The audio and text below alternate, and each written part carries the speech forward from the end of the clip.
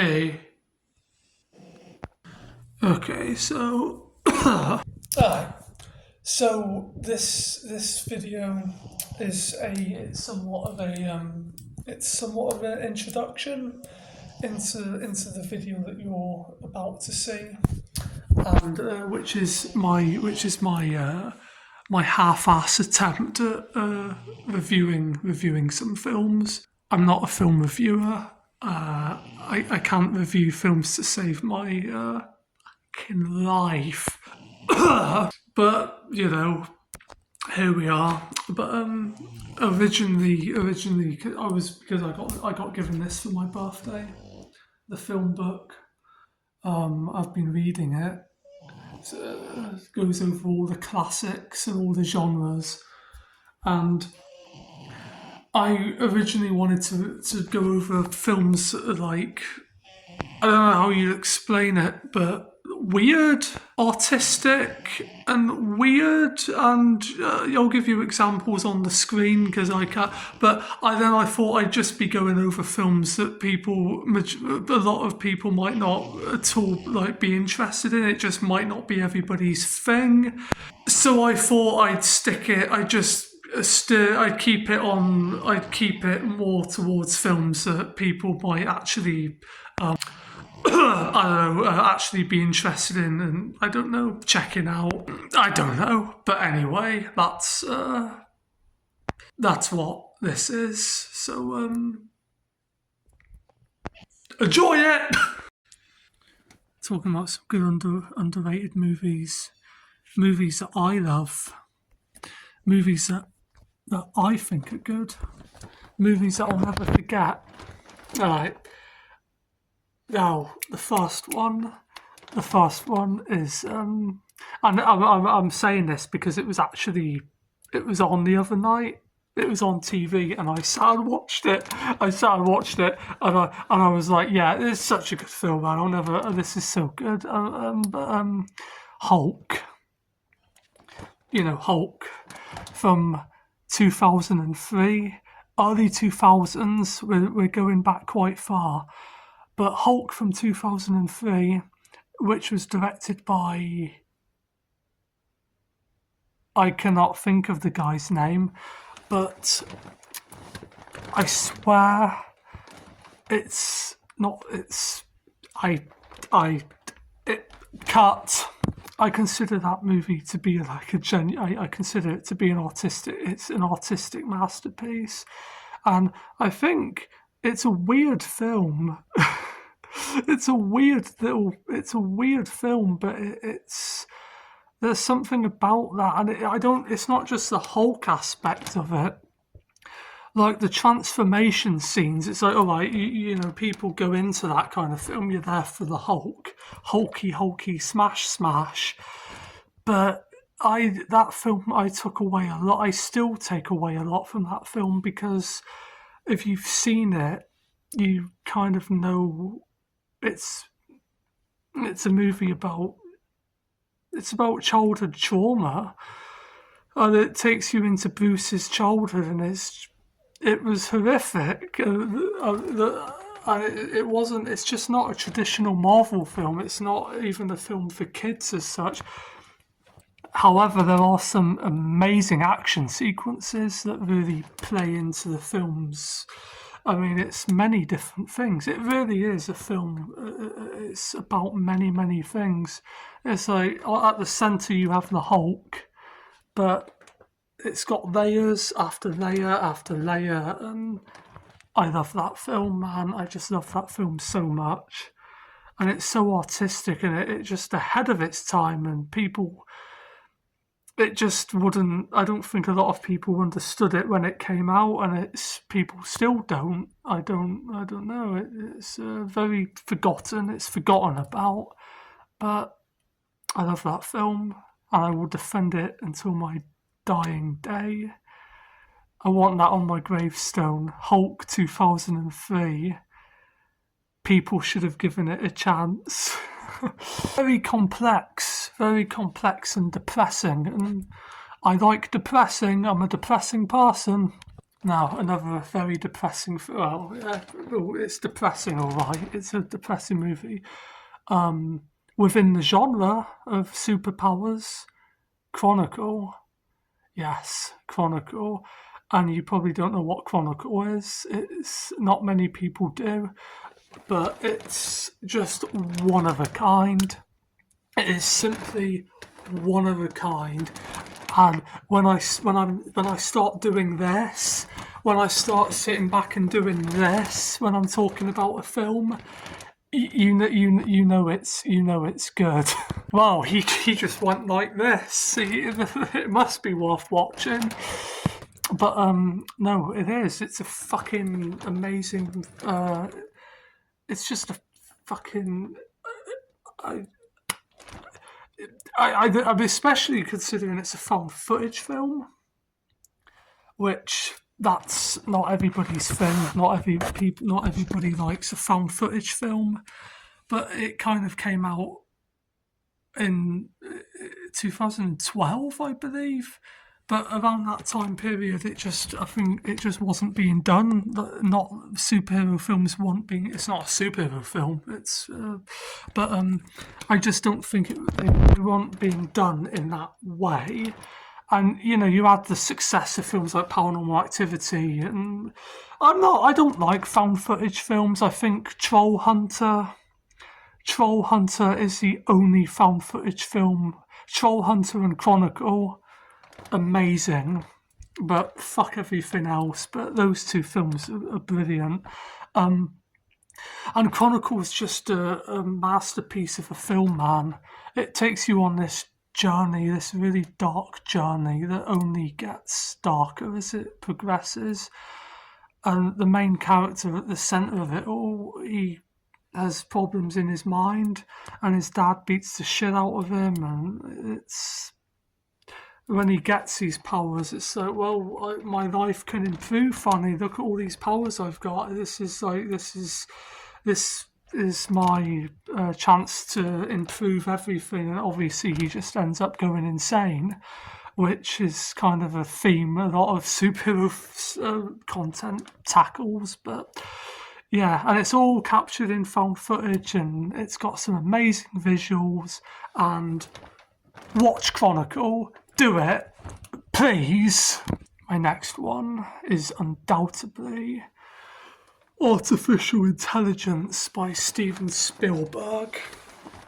That movie will always make me cry, I don't care that I'm a bloke, I cry. Sad films make me cry, and Artificial Intelligence makes me cry. And he's friends with his little Teddy, who walks around with him, and his mum abandoned the woman abandoned his family abandoned him, and then the boy wants to be real because he just wants the love. He wants the mum to love him, and I just can't. I can't. I'm sorry. I don't know. That film is a hard hitting movie for me because it just. I don't know what the issue is with artificial intelligence, but even though I absolutely love that film, it very much reminds me of when I lost my dad. I don't know what the connection is there at all, but there is a connection there, and for some reason it just does that, especially the ending. I have no idea. I can't wrap my head around it, but it's a powerful film and a fantastic science fiction. And again, not enough people know about this film, and it's beautiful. It's a beautiful story, man. It's a beautiful movie. It's weird and it's quite disturbing, and it's got horror elements, and it's a beautiful story. And everybody needs to see Artificial Intelligence. Nah, I'm sorry, I'm not really crying. Okay, I won't bore you much longer because I don't want this to be like overly long. I always think if it's too long, I always think people aren't going to finish the video, so it's like, but I think underrated movies, I think I'd probably have to go for Dredd, Judge Dredd with Carl Urban, because that is an extremely good science fiction, that doesn't get nearly enough credit. And I'm a fan of cyberpunk. I like the cyberpunk vibe. I'm a big fan of that world. And there's some really good cyberpunk type of. Don't If you've ever heard of the video game Cyberpunk, don't even like entertain the idea of playing it. It's crap. But Cyberpunk is in that world of in science fiction films like shows like Altered Carbon and things like that. I'm very much into that stuff. And Altered Carbon is an underrated show. Funny enough, that deserves more credit. But we're talking about Dread at the moment. But yeah, Dread is a film worth watching, and when it came out, it was like it just kind of hit cinemas and then it kind of just disappeared. And it's even rare to see it on DVD. I don't think I've even seen it on DVD. You don't see it much. It doesn't get shown at all, but it's a wonderful film that deserves more credit. And last but not least, Hardcore Henry, which is just one of my favourite films of all time. I feel like I always say that, but Hardcore Henry is one of my favourite films of all time because it's kind of just done in like first person video game format, which never really gets done. I mean, I've seen films. I've seen films with fight scenes where you see it in first person, but Hardcore Henry is like it's first person through the entire thing, and the action sequences in that are just. I mean, I remember seeing it in IMAX, and it was just fuck. Like that is fucking impressive. That is a fucking impressive. It's a good time. It's a good popcorn flick, but it's a masterpiece of just the choreography and it's mwah, mwah, it's just everything about Hardcore Henry and mwah, mwah. I'm kind of I don't I'm kind of like I'm sorry I'm not it's a good film. I'm kind of I'm setting it up. I'm kissing its backside a little bit. It's like but that director can do no wrong. It's a brilliant film. Excuse me, brilliant film. The next one on this list. Yeah, we're not done. I know I said we were done, but we're not done. We're not done until I say so. Okay, so deal with it.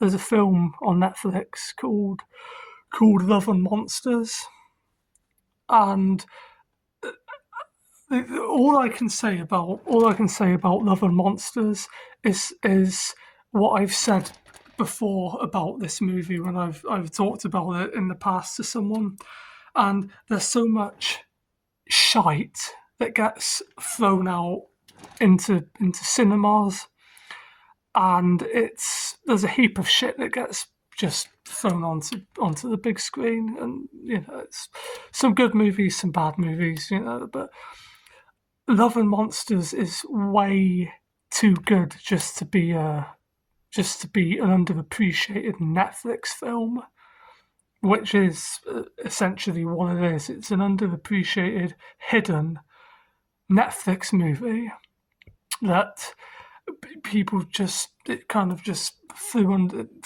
the radar. And when it was released, it was talked about for a little bit, but it was never like the highest rated Netflix movie. It just sits in a little corner on Netflix, waiting to be found by whoever, and nobody talks about. Well, people talk about it, I'm sure, but it's like when it came out, it was like it was popular for all the 5 minutes, and then it just. But I would have seen that at the cinema, man, and it deserves to reach a much wider audience. I mean, it's a great feature, creature feature. But there's giant bugs. There's a love story. it's a blast. It's an exhilarating blast. It's a lot of fun, and it's guy has to get from A to B to Z to C, A, B, C, D, E, F, G. You know how it goes. Survival stuff, and it's he wants to reunite with the love of his life, and he has to fight these giant bugs in the meantime. Anyway, it's a classic. It's a lot of fun, and just if you haven't seen Love and Monsters, just go watch it. And I think for my last one, I have to mention Matrix Reloaded, because this is weird. Okay, this is really strange, but I'm not actually the biggest fan of the first Matrix film, and I'm not the biggest fan of the third Matrix film, but Matrix Reloaded is one of the best action films of any trilogy, and people piss on the Matrix sequels, but people talk absolute shit about Matrix Reloaded. But that I can watch that film any day, no matter what mood I'm in. I can watch that film any day, and it will be the most fun I've had. I escape every time I watch Matrix Reloaded. I just escape into that. And it's that film blows me away every time, even though it's quite goofy and some of the CGI. Some of the CGI doesn't necessarily. It could be considered corny in places, but that film is a heap of fun. I love Matrix Reloaded. Like I said, not necessarily a fan of the first one, even though it had some cool moments. But Matrix Reloaded just goes all in with the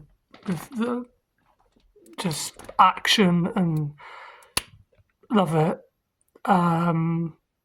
Yeah, I can't talk highly enough of Matrix Reloaded. It's I understand why I guess it was disappointing for people who loved the first film, and because it's not a very well liked movie or sequel, but I like it. I think it's great. It's always a blast. Anyway, I think we're done. And now, if you don't mind, I'm gonna go and catch some Z's.